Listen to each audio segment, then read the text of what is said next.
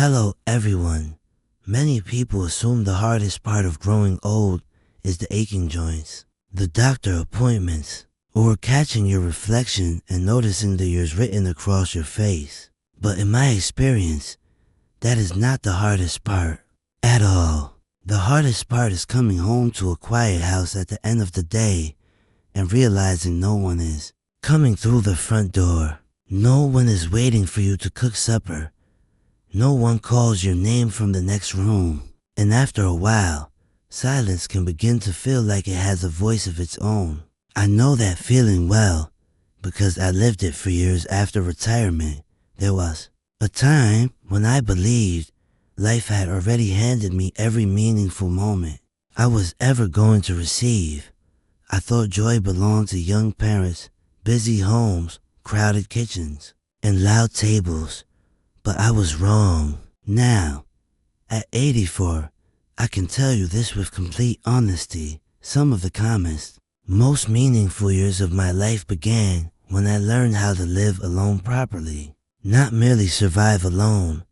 And I want to share the things that changed me because I know there are people listening right now in dim kitchens, small apartments, and quiet bedrooms, wondering whether life still has warmth left for them.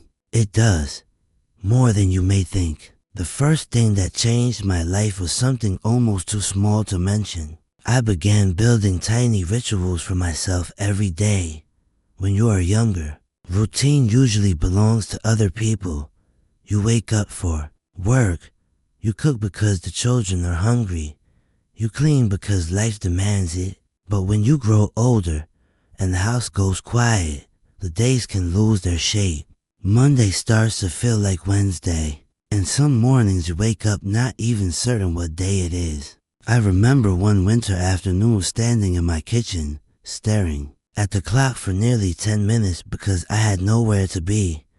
No one expecting me. Nothing urgent waiting. That kind of freedom sounds peaceful until you live inside it too long. Then it can feel empty. Human beings need rhythm. Even old hearts do. So I began creating small moments that belonged only to me. I started waking before sunrise, not because I had to, but because I wanted to watch the sky turn gold through my living room window. I would pull on my old gray sweater, boil water for coffee, and sit in the same chair while the neighborhood slowly stirred awake. No television, no radio, just birds, the heater ticking, and the morning arriving faithfully. At night, I began leaving a lamp on beside my chair instead of letting the whole house sit in darkness. I would read a few pages before bed, even if I was tired. Those little habits may sound ordinary, but they saved me. They gave my day shape, dignity, and something to look forward to. There is comfort in knowing tomorrow's tea will still be warm. Your chair will still be waiting, and the sunrise will still keep its appointment. Small rituals tell the body and mind that life is still safe. And once I understood that, my lonely little house slowly stopped feeling like a prison and started feeling like home. The second thing that changed me was realizing how unkind I had become to myself. This is something many older people never say out loud. We are often gentle with strangers, patient with our children, and encouraging to our grandchildren. But inside our own heads, we can be brutal. I used to lie awake at night and think awful things about myself. Maybe people stopped calling because I had become dull. Maybe I was no longer useful. Maybe my best years were already behind me. And when those thoughts repeat long enough, they begin to sound like truth. One evening, I caught my reflection in the bathroom mirror and saw a man who looked worn down, not by labor, but by his own criticism. That was the moment I decided to change the way I spoke to myself.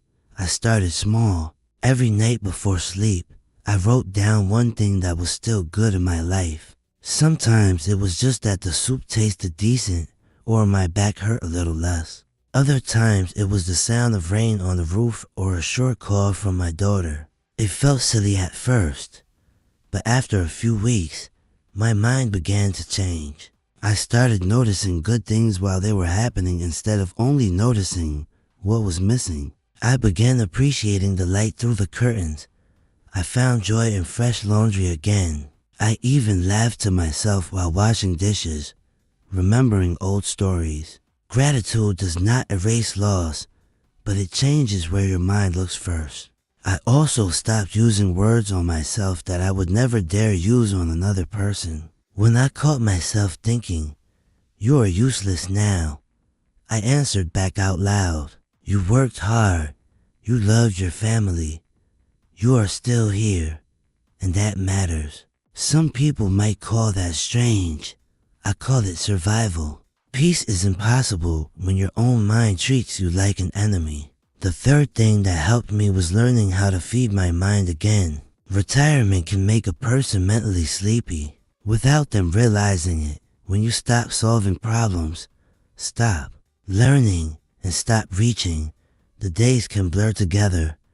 In my late 70s, I noticed I was spending too many hours in front of the television, half listening, half disappearing.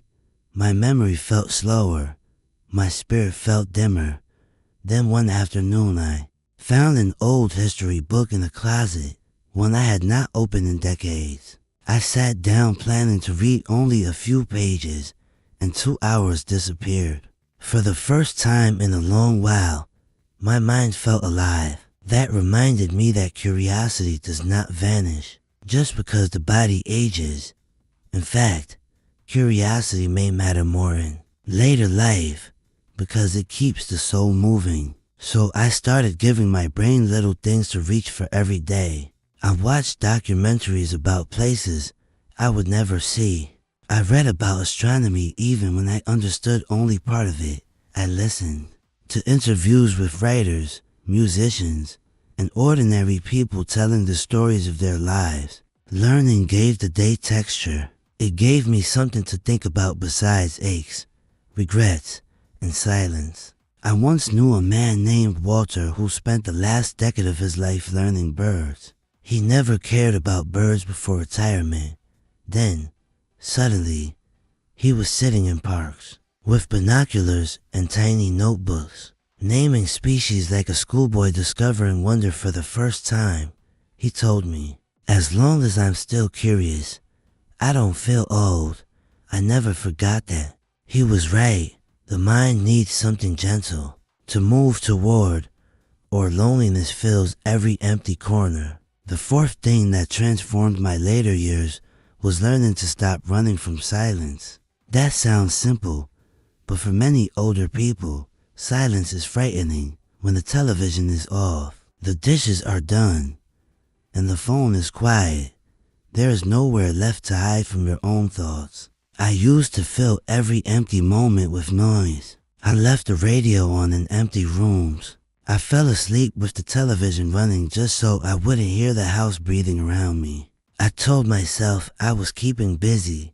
Really, I was afraid of memories, afraid of regret, afraid that if I sat still long enough, I would feel how alone I really was. Then one rainy evening changed that for me. A power outage hit just after dinner, and suddenly the house fell into complete silence except for the storm outside. No lights, no television, no distractions. I sat there in the dark expecting misery. Instead, my breathing slowed, my shoulders dropped, and I could hear the rain, the clock, even my own heartbeat. For the first time in years, I was not fighting the quiet. I was simply inside it. That night, I understood something important. Loneliness and solitude are not the same. Loneliness feels like abandonment. Solitude feels like rest.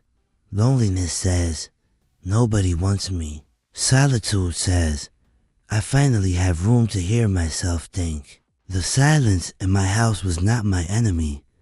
It was empty space waiting to be filled with peace instead of fear. So I began sitting quietly for a few minutes each day, with no phone, no television, no noise around me. At first, my thoughts raced everywhere, but little by little, my mind settled. like muddy water clearing in a glass.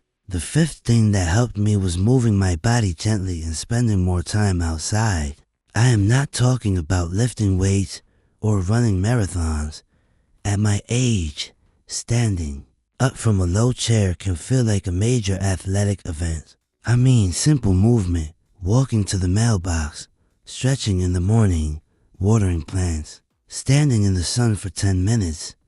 After retirement, there was a period when I barely left the house. The curtains stayed closed. My body stiffened. My sleep got worse. Even my thoughts felt heavier. One morning I stepped outside almost by accident to bring in the trash bin, and the sunlight hit my face after days indoors. It felt like waking up. So I started sitting outside each morning, even if only for a few minutes. I watched birds in the yard, listened to children playing down the street, and slowly began walking farther each week. First to the corner, then around the block, then to a park bench where I could rest halfway through. Nature has a quiet way of reminding older people that life keeps moving. Trees lose leaves and grow again. Rain comes and passes. Morning always returns. I knew a widow named Margaret who planted tomatoes in cracked buckets behind her apartment because watching something grow gave her a reason to wake up. Another man I met in the park fed squirrels after his wife died. Tiny things, simple things, but they mattered. Human beings were never meant to spend all day staring at walls. Fresh air does not solve everything, but it can loosen sadnesses, grip on the body.